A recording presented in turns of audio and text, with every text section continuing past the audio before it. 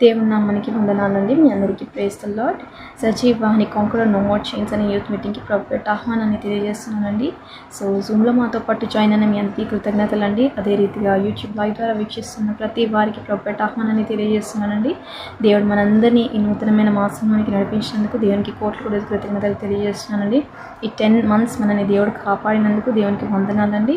అదే రీతిగా ఇప్పుడు ఉన్న మాసం, అదే రీతిగా నెక్స్ట్ వచ్చే డిసెంబర్ మంత్ కూడా దేవుని మనల్ని ఖచ్చితంగా కాపాడతాడండి. అదే రీతిగా ఎల్లప్పుడూ సదాకాలం తోడై ఉంటాను అని నన్ను దేవుడు సెలవిచ్చిన రీతిగా దేవుడు మనకి ఎల్లప్పుడూ తోడై ఉంటాడండి. సో ఆ ప్రామిస్ని మనం చేత పట్టుకొని ప్రతి ఒక్క మాసంలోనికి వెళ్ళాలని కోరుకుంటున్నానండి.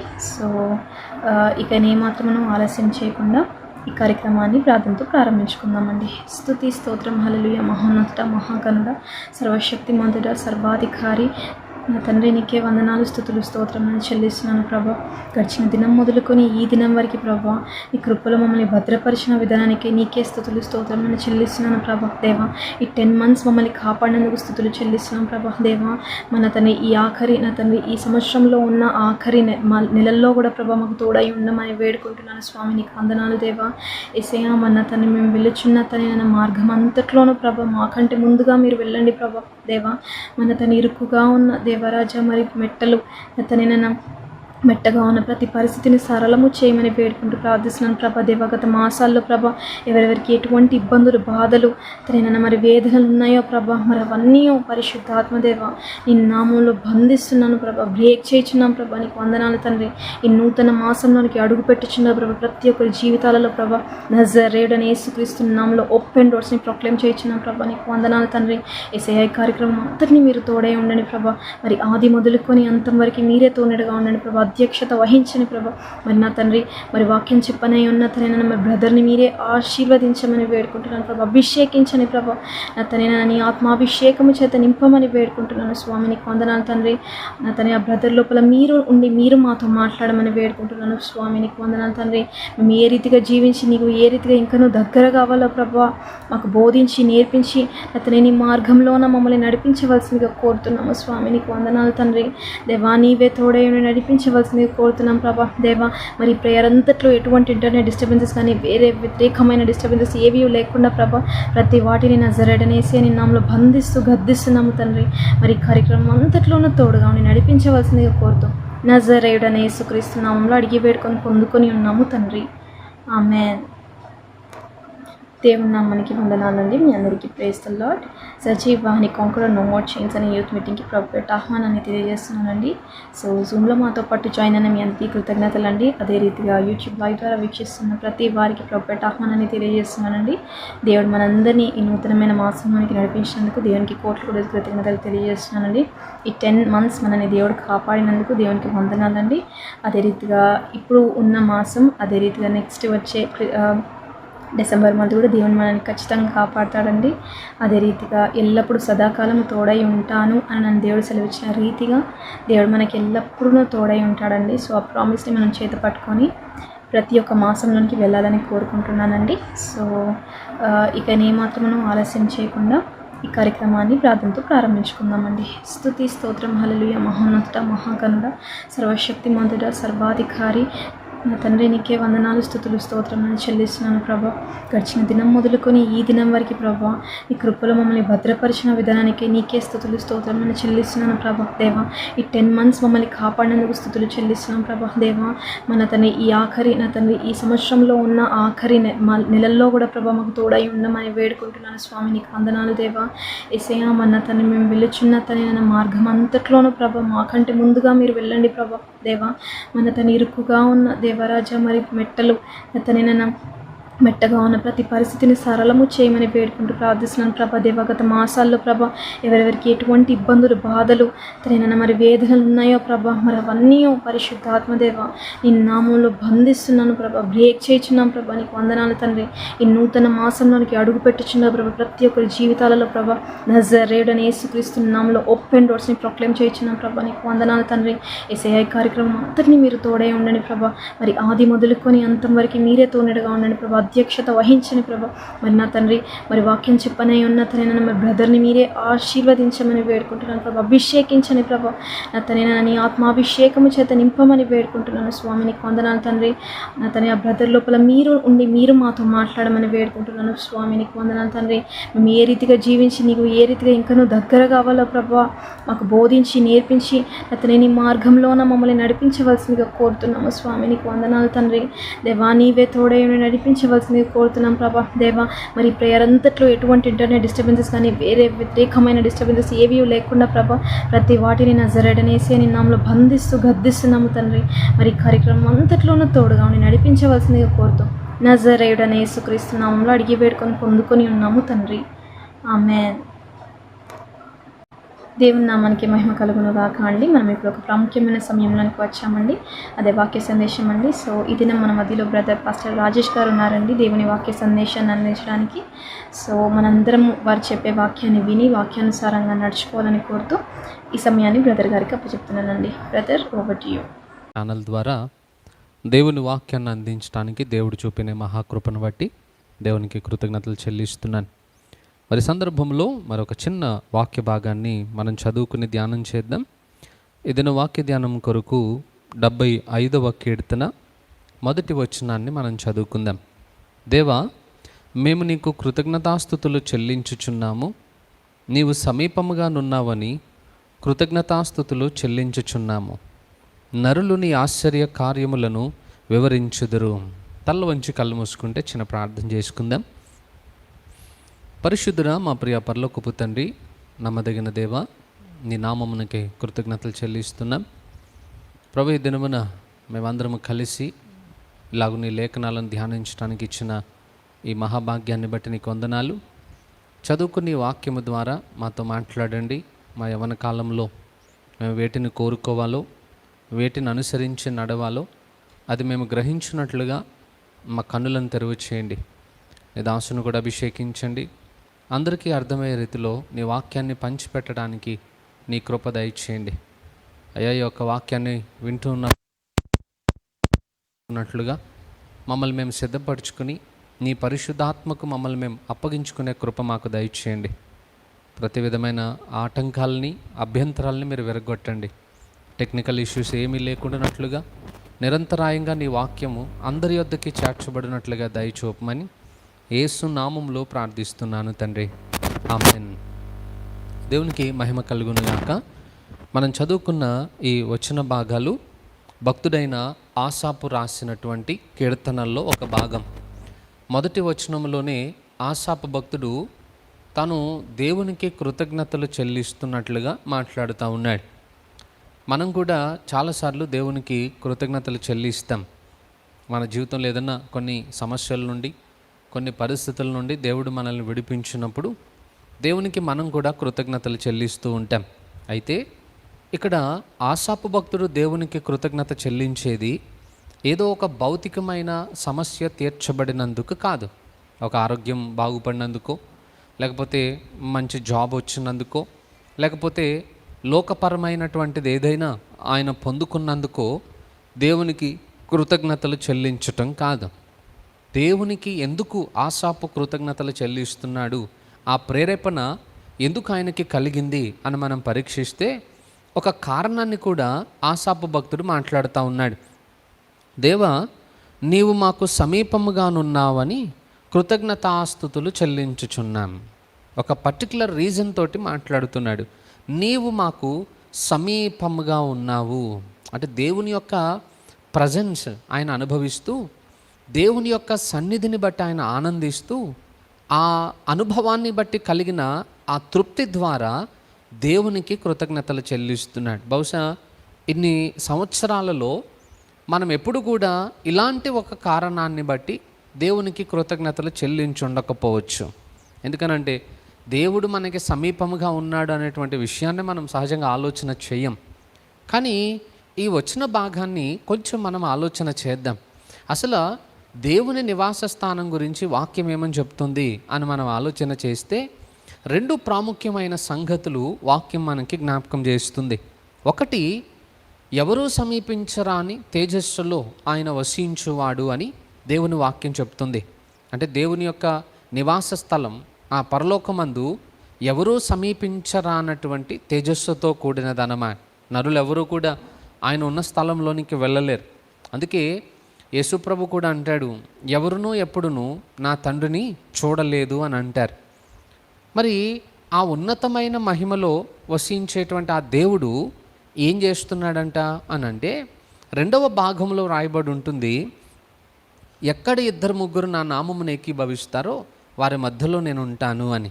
అసలు దేవుని యొక్క మనస్తత్వం ఏంటో దేవుని యొక్క ఉనికిని బట్టి మనకు అర్థమవుతుంది. నిజానికి దేవుడు ఎవరూ సమీపించరాని తేజస్సులో వసించే దేవుడు. ఆయన ఘనత, ఆయన అటువంటి ఉన్నతత్వము అన్నీ కూడా అక్కడనే ఉంటాయి. అలాంటిది ఆ శ్రేష్టమైనటువంటి స్థలాన్ని విడిచిపెట్టేసి దేవుడట తన బిడ్డలతో సహవాసమును చేయటానికి ఆయన భూమి మీదకి దిగి వస్తున్నాడట. బైబిల్లో హెబ్రీ పత్రికలో మనం చూస్తే దేవుని యందు భయభక్తులు కలిగి ఉన్న వారికి ఈ భూమి అసలు నివాసయోగ్యమైనటువంటి స్థలమే కాదు అని రాయబడి ఉంటుంది. అట్టి వారికి మొత్తం విశ్వాసవీరుల చరిత్ర అంతటిని చెప్పుకుంటూ వచ్చి అట్టి వారికి ఈ భూమి నివాసయోగ్యమైన స్థలం కాదు అని అంటాడు. మనుషులంగా మనలో పాపపు స్వభావం ఉంది, మనం బలహీనతలు కలిగిన వారం. కానీ దేవుని వాక్యాన్ని బట్టి కాస్త జీవితాన్ని మార్చుకుని దేవుని కొరకు బ్రతుకుతున్న మనకే ఈ భూమి నివాసయోగ్యమైన స్థలం కాకపోతే మరి పరిశుద్ధుడైన దేవుడు సర్వాధికారి అయిన వానికి ఈ భూమి ఎలా నివాసయోగ్యమైన స్థలంగా మార్చబడుతుందో ఆలోచన చేద్దాం.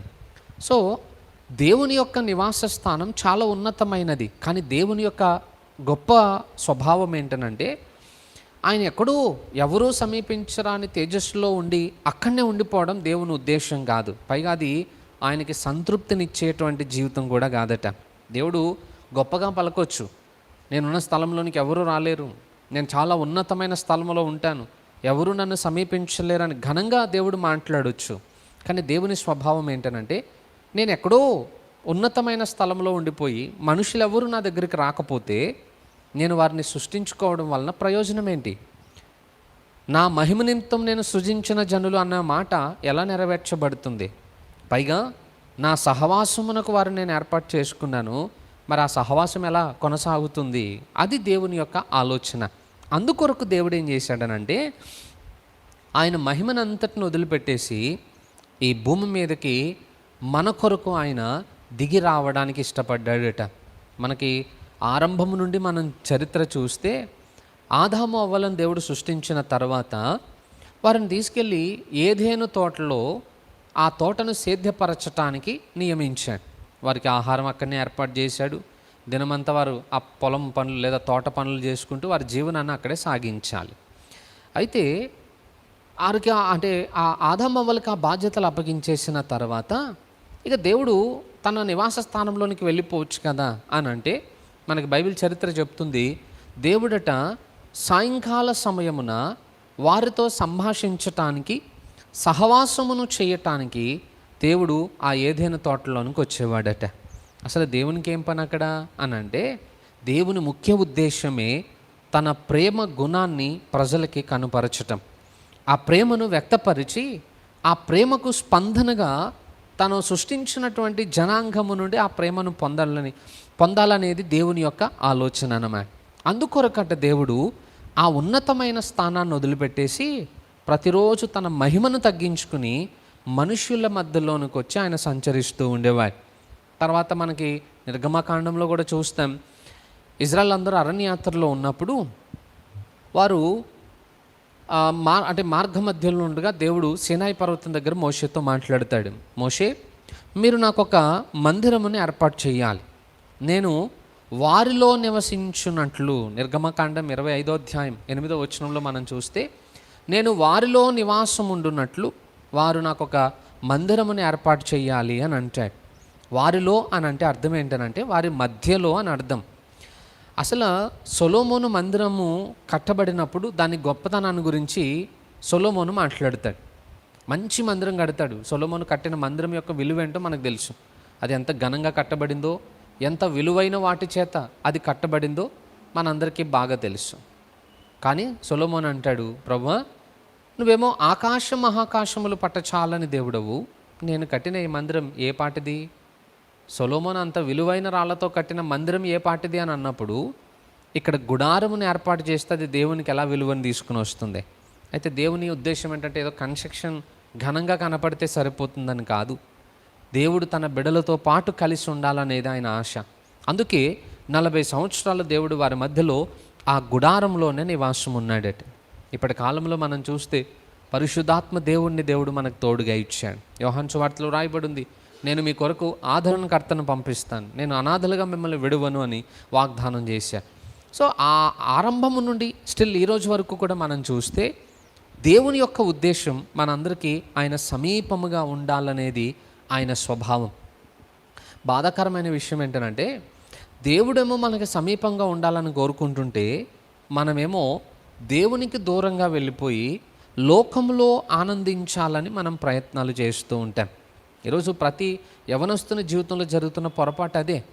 దేవుడేమో మనకి సమీపముగా ఉండి మనతో సహవాసం చేయాలని వస్తుంటే మనం దేవుణ్ణి నిర్లక్ష్యం చేసి దేవుణ్ణి పక్కన పెట్టేసి మనం వెళ్ళి లోకంలో ఇంకేదో స్నేహం కొరకో లేకపోతే ఇంకేవేటుకో సమయాన్ని కేటాయించటానికో మనం ప్రాకులాడుతూ ఉన్నాం. దయచేసి ఈరోజు ఆ లోపం మన జీవితంలో సరిదిద్దబడాలి. ఎందుకనంటే దేవుని యొక్క ఉన్నతమైనటువంటి ఆ మహిమను ఆయన విడిచిపెట్టి మన కొరకు ఆయన దిగి రావడం అనేది నిజంగా మన జీవితంలో ఒక గొప్ప భాగ్యం అని మనం భావించాలి. నిజంగా బైబిల్ మనకు చెప్తున్న మాట ఏంటి? నీవు నరుని జ్ఞాపకం చేసుకున్నటకు వాడు ఏ పాటి వాడు అని అసలు గుర్తు చేసుకోవడానికే మనకు అర్హత లేదు.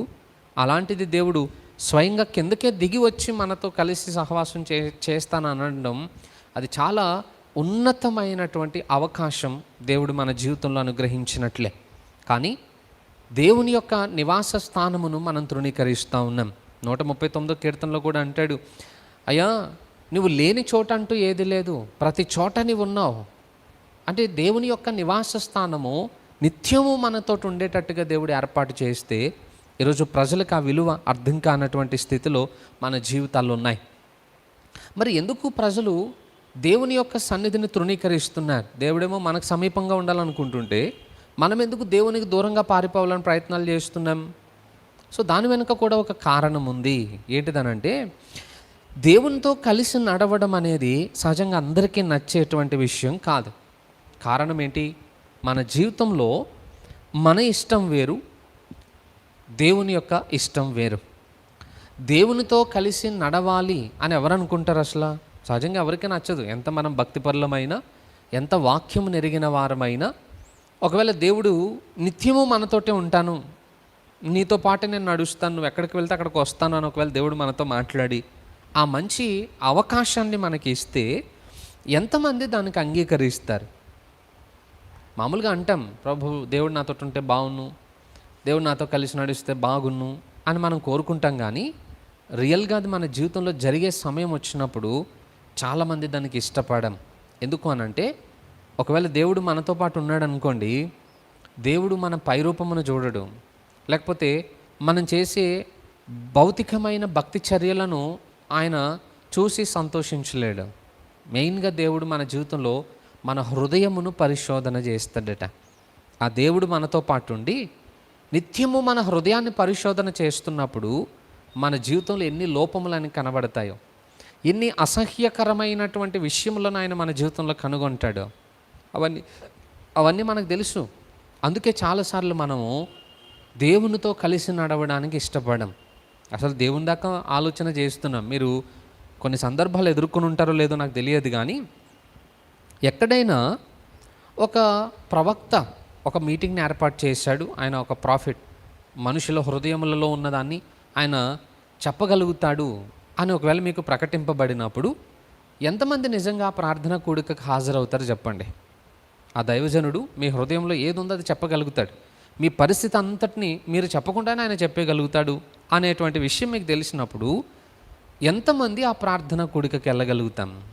నిజానికి ఎవరు వెళ్ళం. ఎందుకంటే వెళ్తే మన గుట్టంతా బయట పెట్టేస్తాడేమో, మన పాపములన్నీ ఆయన బయటకు చెప్పేస్తాడేమో, మన లోపములన్నింటినీ అందరికీ తెలిసిపోతాయేమో. ఆ భయం చేత మనం ఆ మీటింగ్ కూడా వెళ్ళలేం.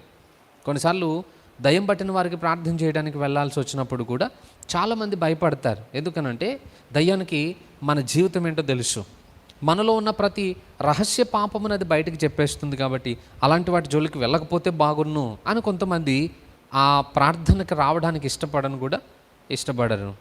అంటే మనుషులు ఎందుకు దూరంగా వెళ్ళిపోతున్నారు అని అంటే, మన ఇష్టాలు దేవుని ఇష్టాలకి వ్యతిరేకంగా ఉన్నాయి కనుక మనం ఆయనతో కలిసి నడవడానికి ప్రయత్నం చేయలేం. ఈరోజు లోకమంతా దేవునికి దూరంగా వెళ్ళిపోవడానికి కారణం అదే. వారికి లోకం అంటే ఇష్టం. దేవుడేమో ఆ లోకాన్ని విడిచిపెట్టి నా దగ్గరికి రండని దేవుడు ఆజ్ఞాపిస్తుంటే, ఆ లోకాన్ని విడిచి రాలేక ఈరోజు చాలామంది దేవునికి సమీపంగా రావడానికి ఇష్టపడట్లేదు. సరే, లోకం రావట్లేదు అనుకుందాం. దేవుని బిడలంగా మన జీవితంలో అసలు దేవుని యొక్క నివాస స్థానం ఏది? 1 కొరింథీ పత్రిక 6వ అధ్యాయం 19వ వచనం నుండి చూస్తే, మీ దేహము దేవుని ఆలయం అని మీరు ఎరుగరా అని అంటాడు. అంటే మన జీవితంలో దేవుని నివాస స్థానం ఏది అని అంటే మన దేహమే. కానీ ప్రకటన గ్రంథానికి వచ్చేటప్పటికి అక్కడ యోహాను భక్తుడు చెప్పిన మాట ఏంటనంటే, ఇదిగో ప్రభు తలుపు యొద్ద నుండి తట్టుచున్నాడు. సంఘములతో చెప్పిన మాటలవి. ఇదిగో తలుపు యొద్ద నుండి నేను తలుపు తట్టుచున్నాను అని అంటాడు. మన హృదయంలో నివాసం ఉండవలసిన దేవుడు తలుపు యొద్ద ఎందుకు నివాసం ఉంటున్నాడు? అక్కడ ఎందుకు ఉండాల్సి వచ్చింది? తలుపు బయట ఆయన ఎందుకు అలాగ నిలబడిపోవాల్సి వచ్చింది అని మనం పరీక్షిస్తే, సమస్య అల్లా కూడా అక్కడ దేవుణ్ణి మనం నిలిపివేశాం. ఆయన ఆలోచన ఏంటంటే, నా స్వరం విని ఎవరైనా తలుపు తీస్తే నేను వారితో కలిసి నేను సహవాసం చేస్తానని దేవుడు మాట్లాడుతుంటే, మనమేమో ఆయన తలుపు దగ్గర నిలబెట్టేశాం. కారణం ఏంటనంటే, దేవుడు మన జీవితంలో జోక్యం చేసుకుంటే మనకిష్టమైనవన్నీ మనం విడిచిపెట్టాలి. మన పాపములన్నిటిని మనం వదిలిపెట్టాలి. మన ఇష్టాలను మనం త్యాగం చేయాలి. మనకేమో అది నచ్చదు. మనకెప్పుడు కూడా భక్తి అనంటే ఒక దినమునకు ప్రతిష్ఠితమైనదిగా భావిస్తాం. ఆదివారం ఒక్కరోజు చర్చ్ అని అనగానే ఆదివారం ఒకరోజు వెళ్ళాలి, ఏదో కాసేపు ఆరాధనలో కూర్చోవాలి, కాసేపు భక్తి చేయాలి, అయిపోయింది ఆ రోజు డ్యూటీ అంతే. ఇక మిగతా రోజుల్లో దేవునికి మనకి అలాంటి సంబంధం లేకుండానే మన దినములు గడిచిపోతున్నాయి. జస్ట్ ఏదో టైం పాస్ లాగా వెళ్ళిపోతుంది అన్నమాట. లోకంలో బ్రతికేస్తున్నాం, లోకం కొరకు మనం బ్రతికేస్తున్నాం. ఈనాటి యవనస్తుల జీవితాలను మనం పరీక్షిస్తే ఎంతమంది నిజంగా దేవునికి సన్నిహితంగా ఉండి రోజులు గడుపుతున్నారు చెప్పండి? ఎంతమంది నిజంగా వారి జీవితాల్లో దేవునికి ప్రాముఖ్యతనిస్తున్నారు చెప్పండి? ఎంతమంది దేవునికి సన్నిహితంగా ఉండి నడవగలుగుతున్నారు చెప్పండి? సహజంగా ఎవరి జీవితంలో అనుభవాలు లేవు. అందరూ దేవునికి దూరంగా వెళ్ళిపోయిన పరిస్థితులే ఈరోజు సమాజంలో కనబడుతూ ఉన్నాయి. అంటే ఎంత బాధాకరమైన విషయం ఏంటంటే, చాలామంది మనుషుల కొరకు ప్రాకులాడుతూ ఉంటాం. నాకు స్నేహితులు కావాలి, నా ఫ్రెండ్స్ ఎక్కువ మంది ఉండాలి అని చెప్పి ఈ లోక సంబంధమైనటువంటి, నువ్వు జాబ్ చేసే వ్యక్తివైనా లేకపోతే చదువుకునే వ్యక్తివైనా, నువ్వు ఉన్న స్థలంలో నీకు అనేక మంది స్నేహితులు ఉండాలని నువ్వు కోరుకుంటావు. మరి స్నేహితులు కావాలంటే ఊరికనే వస్తారా? లేదు. నువ్వు ఖచ్చితంగా వాళ్ళకి అనుకూలంగా ఉంటేనే వాళ్ళు నీతోటి ఉంటారు. వారి యొక్క మార్గంలో నువ్వు అడుగులు వేస్తేనే వారు నీతో సహవాసం చేస్తారు. వారికి నచ్చినట్టుగా నువ్వు బ్రతకాలి. కొన్నిసార్లు వారు తప్పు చేసినా కూడా నువ్వు వారితో పాటు ఏకీభవించాల్సి వస్తుంది. ఎందుకనంటే అలా చేయకపోతే వారు నన్ను ఎక్కడ విడిచిపెట్టి వెళ్ళిపోతారనే ఆ భయము నిన్ను ఆ తప్పులో కూడా కొనసాగునట్లుగా ప్రేరేపిస్తుంది. నేను అంటున్నాను, ఆ మనుషుల కొరకు నువ్వు అంత ప్రాకులాడుతున్నావు కదా, ఆ మనుషులు నీకు చేయగలిగింది ఏంటి? నీకు ఒక సమస్య వస్తే తీర్చగలుగుతారా? నీ పరిస్థితిని మార్చగలుగుతారా? నీ అవసరతను తీర్చగలుగుతారా? ఏది చేయలేరు. కానీ ఏమి చేయలేని మనుషులకు మనం ఎక్కువగా వెలుగునిస్తున్నాం. అన్నీ చేయగలిగిన దేవునికి మాత్రం ప్రాముఖ్యతనివ్వలేకపోతూ ఉన్నాం. నీ కొరకు ప్రాణం పెట్టి రక్తాన్ని చెందించి నీ పాపముల నుండి నిన్ను విడిపించి నీకు ఈ శ్రేష్టమైన జీవితాన్ని ఇచ్చిన దేవుణ్ణి మాత్రం దూరంగా పెట్టేశాం. ఆయనతో నీకు ఎలాంటి సంబంధం లేకుండా అయిపోయిన పరిస్థితులు ఈరోజు మన జీవితాల్లో కనబడుతూ ఉన్నాయి. దయచేసి ఆ లోపం ఈరోజు మన జీవితంలో సరిదిద్దబడాలి. ఆసాపు భక్తుడు పలికినట్లుగా మనం కూడా మాట్లాడగలగాలి. దేవా, నువ్వు నాకు సమీపంగా ఉన్నందుకు నీ కృతజ్ఞతలు నాయన అని. అయితే దేవుడు సమీపంగా ఉండాలి అని మనం కోరుకోవాలి అని అంటే మొదట మనం పరిశుద్ధతను కోరుకోవడానికి ఇష్టపడాలి. ఎందుకంటే పరిశుద్ధతను ప్రేమించలేని వాడు ప్రభువుతో కలిసి నడవడానికి ఎప్పటికీ ప్రయత్నించలేడు. ఈరోజు మన జీవితం అంతా పాపమును ప్రేమిస్తుంది. అందుకే పరిశుద్ధతకి దూరంగా పారిపోతూ ఉన్నాం. ఇస్కరియోతు యోధ చరిత్ర మనకు తెలుసు. అందరూ అనగా శిష్యులందరూ కూడా యేసు ప్రభుతో ఉంటుంటే ఈయన మాత్రము యూదా మత పెద్దలతోటి కలిసి వాళ్ళతోటి యేసు ప్రభుని అప్పగిస్తే ఎంత ఇస్తారో బేరాలు మాట్లాడుకుంటున్నాడట. అసలు నువ్వు ఎవరి చేత ఏర్పాటు చేయబడిన వ్యక్తివి? ఎవరు ఎన్నుకున్నారు నిన్ను? ఏ పని కొరకు నువ్వు పిలువబడ్డావు? మరి నువ్వు ఉండాల్సిన స్థలం ఏది? నువ్వు ఉంటున్న స్థలం ఏది? అంటే ఈ పరిశుద్ధమైన మార్గం ఇస్కరియోతు యోధాకు నచ్చలేదు. అందుకే ఆయన వేరే మార్గాన్ని ఎన్నుకొని వేరే సహవాసమునకు ఆయన అలవాటు పడ్డాడు. ఈరోజు మనం కూడా యేసుప్రభు మనకు చూపించిన మార్గం మనకు నచ్చట్లేదు. అందుకే మనం వేరే మార్గాలను ఎన్నుకొని ఆ మార్గములలో అడుగులు వేయడానికి మనం ప్రయత్నాలు చేస్తూ ఉన్నాం. దయచేసి ఈరోజు ఆ స్వభావాన్ని మనం విడిచిపెడదాం. ఎందుకనంటే మన జీవితంలో ఏవి మనకి మేలు కలుగు చేస్తాయో వాటికి మనం దగ్గరగా ఉండాలి. ఏవి మనకి నష్టాన్ని కలుగు చేస్తాయో వాటికి మనం దూరంగా ఉండాలి. ఇప్పుడు ఒకప్పట్లో బైబిల్కి మనం చాలా విలువనిచ్చేవాళ్ళం. ఎంత విలువనంటే ఆఖరికి రాత్రులు పడుకునేటప్పుడు తల దగ్గర పెట్టుకుని పడుకునేవాళ్ళం. కానీ ఇప్పుడు తల దగ్గర ఉండాల్సిన బైబిల్ ఏమో సెల్ఫ్లోకి వెళ్ళిపోయింది. సెల్ఫ్లో ఉండాల్సిన ఫోన్ మన తల దగ్గరికి వచ్చేసింది. ఎంత చేంజెస్ వచ్చేసినాయో చూడండి మన జీవితంలో. ఫోన్ నీ జీవితాన్ని పాడు చేస్తుంది. నీ యొక్క భక్తిని అంతటినీ అది భ్రష్టు పట్టేస్తుంది. కానీ దానికి చాలా సమీపంగా ఉంటున్నాం. బైబిల్ నీ జీవితాన్ని మార్పులోనికి తీసుకుని వస్తుంది. నీ పాపములను అది హెచ్చరించి కడిగి వేస్తుంది. కానీ ఆ వాక్యానికి మనం చాలా దూరంగా ఉంటున్నాం. మరి వాక్యానికి దూరంగా ఉన్నవాడు ప్రభువుకి ఎలా దగ్గరగా ఉండగలుగుతాడు? ఆలోచన చేయండి. దయచేసి ఈరోజు ఈ వాక్యాన్ని బట్టి ఒక్కసారి మన జీవితాన్ని పరీక్షించుకుని మన లోపమును సరిదిద్దుకునే ప్రయత్నం చేద్దాం. దేవునికి దూరంగా ఉండేటువంటి మనస్తత్వం మనకే కాదు, ఆరంభము నుండి ప్రజలందరికీ ఉన్న అలవాటే. మీకు మార్కు సువార్త 5వ అధ్యాయం చదివితే అక్కడ సేన అనే ఒక దయ్యముల సమూహం పట్టినటువంటి ఒక వ్యక్తి మనకు పరిచయం అవుతాడు. ఆయన గెరాసేనుల ప్రాంతంలో నివాసం ఉండేవాడు. యేసుప్రభు ఆయనను స్వస్థపరచడానికి ఆ సముద్రమునే దాటుకుంటూ వెళ్ళాడు. అప్పటికి ఆయన సముద్రపు ఒడ్డునున్న సమాధుల తోటలో దిగంబరిగా ఉండి బ్రతుకుతూ ఉన్నాడు. జనులందరూ గొలుసులతో బంధించిన ఆయనను నివారించలేకపోయారు. అలాంటిది యేసుప్రభు అక్కడికి వెళ్ళగానే ఆయనలో ఉన్న దయ్యములు ఆయనతో మాట్లాడుతూ ఉంటాయి యేసుప్రభుతోటి. అయ్యా, నువ్వు మమ్మల్ని పాతాళంలోనికి వెళ్ళిపోవమని ఆజ్ఞాపించకు అని అనగానే, మరి ఎట్లా, ఏం చేయాలి మరి అని అంటే యేసుప్రభుని బ్రతిమలాడుకుంటాయి. ఆ పందుల సమూహంలోనికి వెళ్ళినట్లుగా మాకు అనుమతించమని. చరిత్ర తెలుసు. అది అనుమతించగానే దయ్యాలు పందుల గుంపులోకి చెరబడ్డాయి. పందులన్నీ వెళ్ళి సముద్రంలో ఊపిరాడక చచ్చిపోయాయి. ఇది చూసిన మందల కాపర్లు వెళ్ళి యజమానులకు చెప్పగానే యజమానులు అందరూ కలిసి బయలుదేరి యేసు ప్రభు ఉన్న స్థలం దగ్గరికి వచ్చారు. అప్పటికి ఆ దయ్యములు పట్టినవాడు స్వస్థత నొంది వస్త్రములను ధరించిన వారై ప్రభు పాదాల దగ్గర కూర్చున్నాడట. అది చూసి ఆశ్చర్యపోవాలి నిజానికి.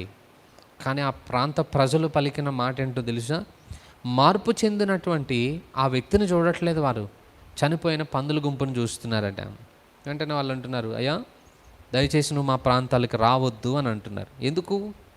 ఎందుకు రావద్దు నేను అని అంటే, నువ్వు వస్తే ఇంకెన్ని నష్టపోవాల్సి వస్తుందో, నువ్వు వస్తే మేము ఇంకెన్ని కోల్పోవాల్సి వస్తుందో, ఇంకెన్నింటిని మేము వదులుకోవాల్సి వస్తుందో, కాబట్టి నువ్వు మా ప్రాంతాలకు రావద్దని యేసు ప్రభుని అక్కడి నుండి పంపించేశారట.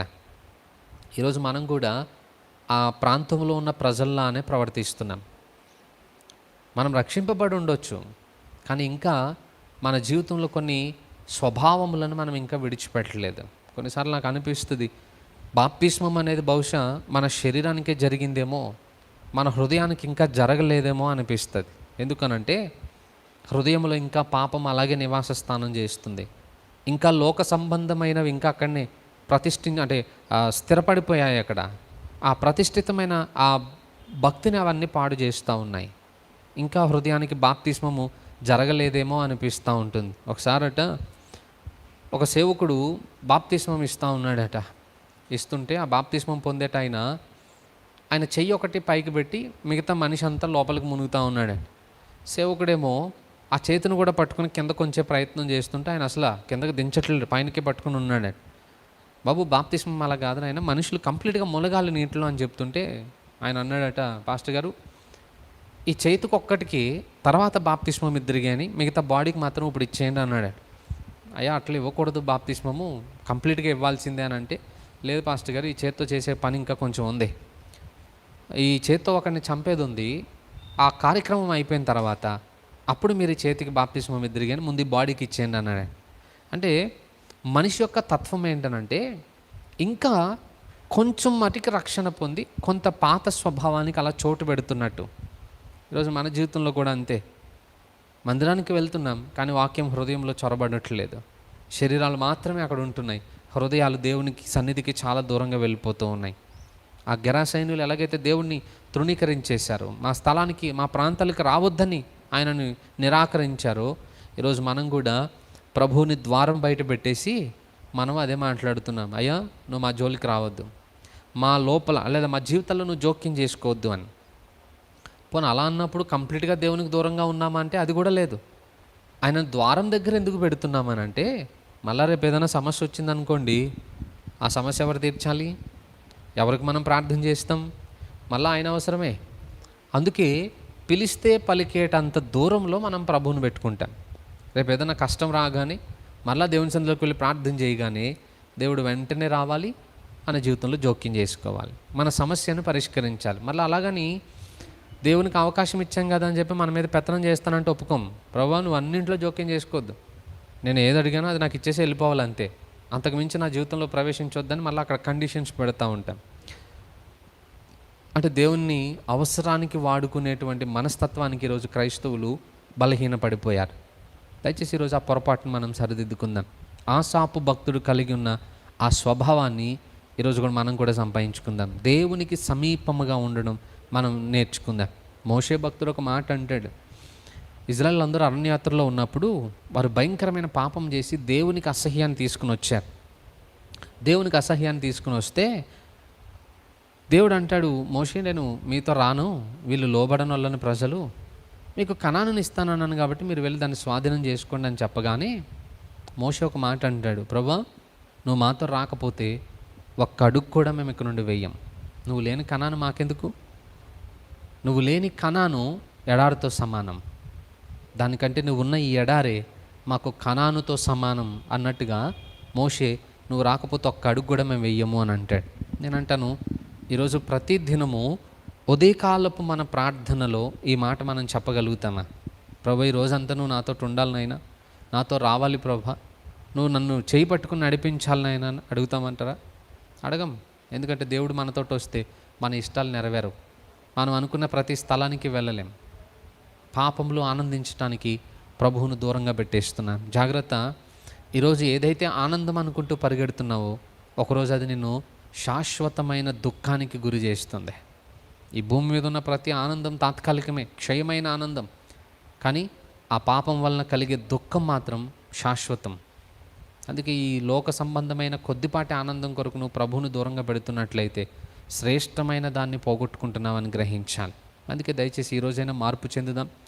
ఆసాపు భక్తుని వల్లే దేవుని సన్నిధిని కోరుకుందాం. ఆయనకి సమీపముగా ఉండుటలోనే ఆనందించుట మనం అలవాటు చేసుకుందాం. అది మన జీవితాల్ని ఉన్నతమైన భవిష్యత్తులోనికి తీసుకుని వెళ్ళగలుగుతుంది. మంచిది. కొద్ది మాటలు దేవుడు దీవించునుగాక. తల్లు వంచుదాం, ప్రార్థన చేసుకుందాం. పరిశుద్ధుడా, మహిమాన్వితుడా, నేను నామమును కొందనాలు ప్రభా. ఈరోజు నాయన ఆసాపు భక్తుని జీవితంలో నుండి మాకు నేర్పించిన ఈ పాఠం కొరకు నీకు వందనాలు. విన్న ఈ మాటలు మా జీవితాల్లో ఫలింప చేయండి.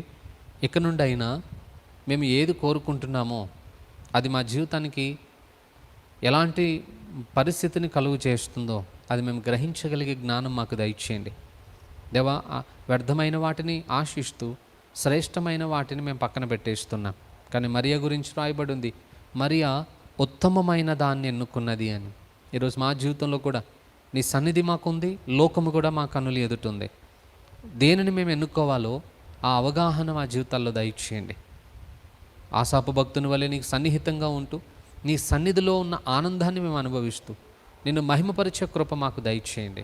మా యవ్వన జీవితాలని నీ మహిమ కొరకు ప్రతిష్ఠించుకుని అనేకులకి మాదిరికరంగా బ్రతకగలిగే భాగ్యాన్ని కలుగు చేయమని యేసు నామంలో ప్రార్థిస్తున్నాను తండ్రి. ఆమెన్. ఎంతో చక్కగా దేవుని వాక్యాన్ని బోధించినందుకు బ్రదర్ గారిని బట్టి దేవుని నామానికి మహిమ కలుగునుగా అండి. సో విన్న వాక్యాన్ని ఒక చెవితో విని ఒక చెవితో వదిలిపెట్టకుండా హృదయంలో భద్రపరుచుకొని దేవుని వాక్యాన్ని మన హృదయం అనే పలకల మీద వ్రాసుకొని వాక్యానుసారంగా జీవించాలని కోరుకుంటూ తిరిగి మనం కలుసుకొని పర్యాంతం వరకు ప్రభు కృప మీ అందరికీ తోడేయుండునుగాక. ఆమేన్.